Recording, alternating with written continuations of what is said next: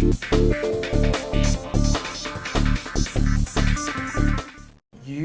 point out very clearly the power of Facebook and Google, for example. I have questions whether Mark Zuckerberg thought about all of this when he first created it. How did they become so powerful? And at what point can they be used, basically against a civilian, or against, not against, but with the information about me, you, and anyone else? You look at, so Google knows essentially what you've been thinking, and it knows it back in time, because when you have a thought about something, you want a bit more detail, you search in Google. Every website that runs Google Ads, which is essentially every website, or Google Statistics monitoring, records that you go there. So Google knows every website that you visited, everything you've searched for, if you use Gmail or your email. So it knows you better than yourself. Andy Muller-Magoon likes to use this example. Do you know what you were searching for 2 days, 3 months ago? No. But Google knows. So Google knows you better than your mother. And I'm like, oh yeah, but Google just wants to sell ads. That's their profit motive. So who cares if they know? But actually, the full range of US intelligence agencies, law enforcement agencies have access to all that Google material.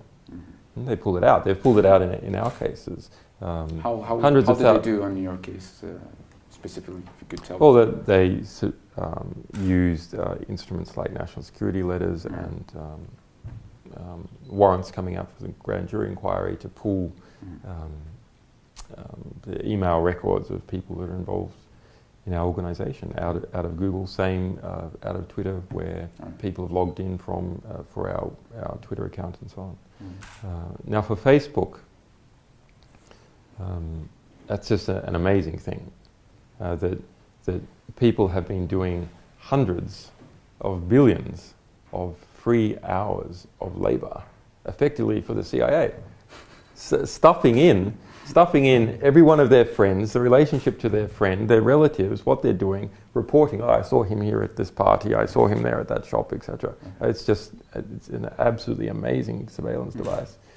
Countries like Iceland have 88% penetration by Facebook. So even if you're not on Facebook, you can guarantee that your goddamn brother, your brother is on Facebook and he's reporting about you, or your girlfriend is reporting about you. It's inescapable.